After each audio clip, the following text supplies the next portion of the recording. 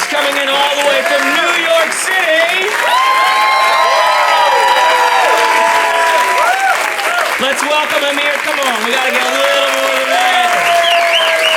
Nate Simmons, ladies and gentlemen. Nate Simmons.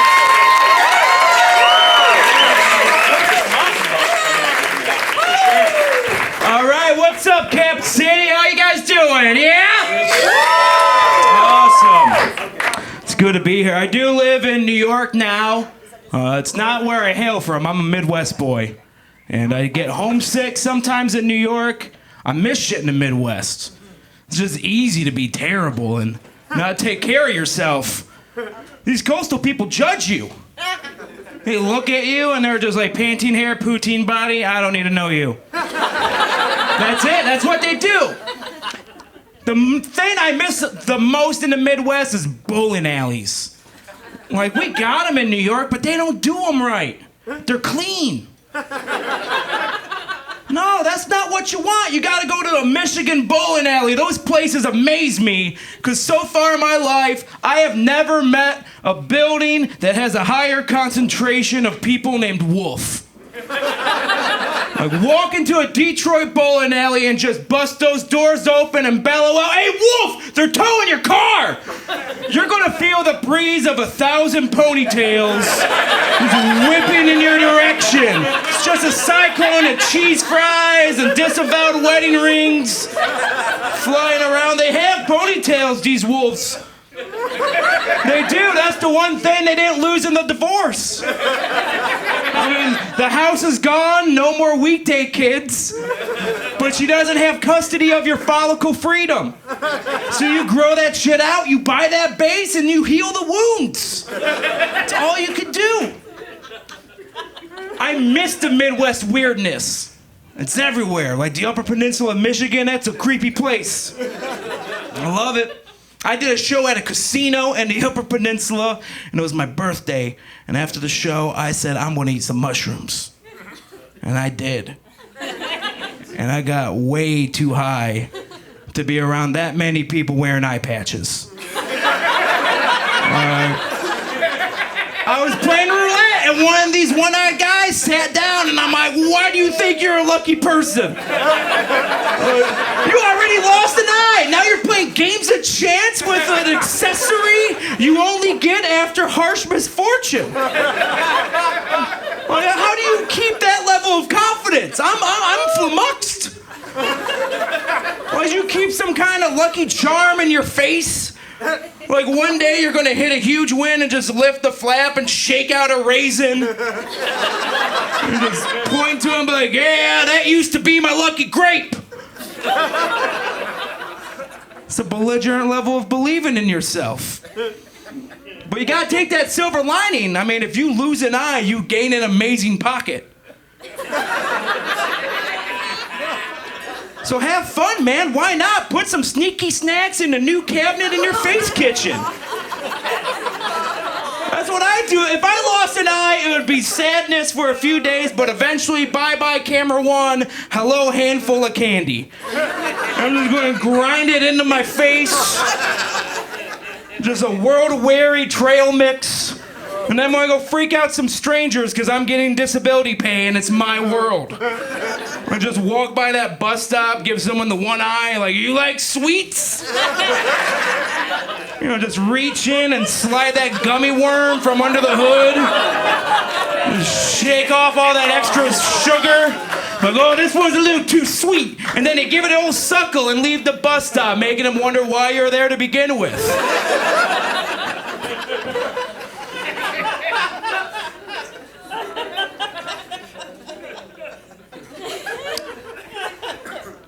Tough being out in New York. It's too expensive. I don't make money. I'm a dog walker. I walk dogs in Brooklyn, which means I'm just out with no supervision and an addiction to scratch-off tickets. Like, I think it's adorable when dogs sneeze, but when it's from the dust of my gambling habit, I feel a little more, you know, at fault. I gotta get my convictions straight. Like, I don't believe in magic, but I gamble. Like, I think a $5 scratch-off is gonna turn into a boat. But I think David Copperfield's a con. Like, who's fooling who here, tugboat? I've been sweating here. It's a hot place to be, man, and I don't need help sweating. I got that. I don't need any assistance in the moisture department. I am a man of moisture. It just happens. Got a lot of natural folds and they get wet. It's like these weird horizontal dams just building up. The levees will break.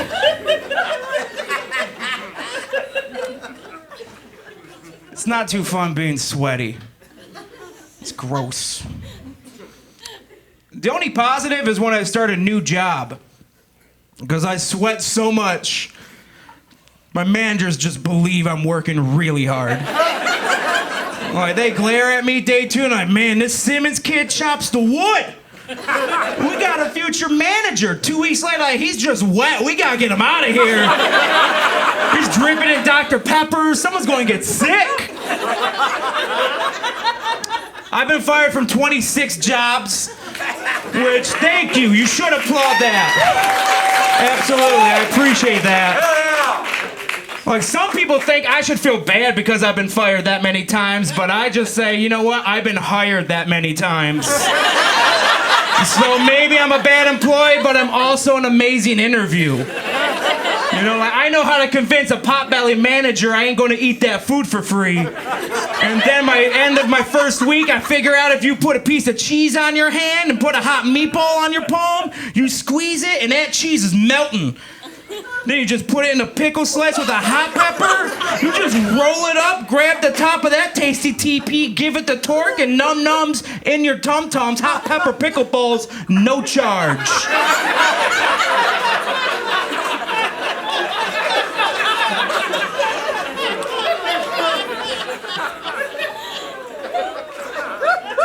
I used to work at this grocery store deli. That was the worst job I ever had. It was in Chicago. And nothing's worse than just dealing with yoga pant mommies. Just 2 p.m. on a Tuesday and they have a mission.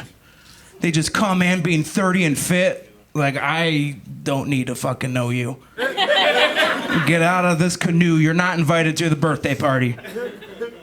I had this woman come up. She had all these orders and then she wanted me to give her baby a sample of Gouda cheese. She's like, would you like some Gouda? And they're like, yes, I like Gouda. I was like, that baby doesn't like Gouda. That baby doesn't even know what Gouda is. You don't have a cheese palate, you're a baby. You don't just get Gouda, you earn Gouda.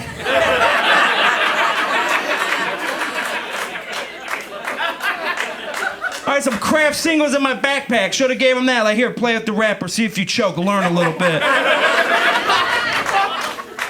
I sliced Gouda cheese for a baby that didn't pay for it. Baby got free cheese from my labor. And when I was done, the woman making the order said I should smile more. Like, that was her parting words. I didn't give her enough razzmatazz. She was like, you should try smiling. I was like, lady, I'm from the Midwest. Like, I have no problem smiling at people I hate. That's what we do there. Like, have you seen people from the Midwest? Big shoulders, lots of fat. That ain't fat, that's emotions. And that's why the shoulders are big, because we've been pushing it down. That's what we do. I smiled so big, it wasn't because I agreed or thought she was right or anything. I just had a movie playing in my head starring her and her baby, and the whole plot was them falling down a flight of stairs. It was just elbows and knees crunching on the corners faster and faster until they hit their face on the banister and busted all their teeth out. And then I opened the door to the stairwell and smiled for real. And I collected their teeth. And I made a tooth necklace. And I sat behind a deli counter with my tooth necklace and teardrop tattoo shaped like honey hams. Because I am the deli warlord. And I'll get my respect. I got fired from that deli. They let me go. It wasn't for thought crimes. It was a tardy issue. It was truancy, really. What happened? My manager brought me in, and he was that dude who like pushed his rage so far down, so hard that it hit the bottom and just bounced back up. And it was just this ball of fat in the back of his head. You know, just like a bird's nest of resentment, just hanging out there.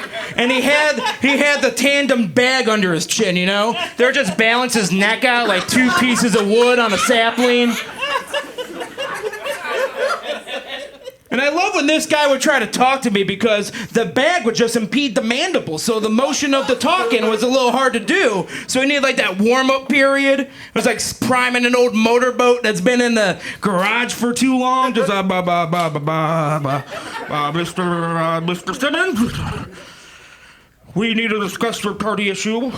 According to the records, you've accumulated 29 parties in 35 working days. But according to our records, we didn't give you any discipline, so all I can do by the guidelines is give you a verbal warning.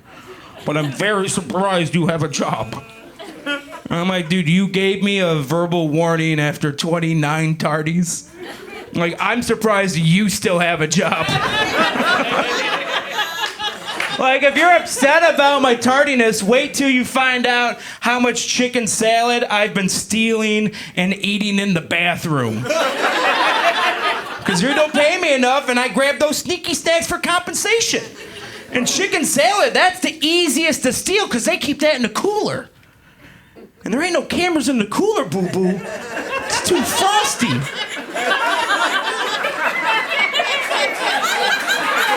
So what you do, you just slip on that glove mandated by the health code. You walk back there, you open that lid, and you fire up those phalanges.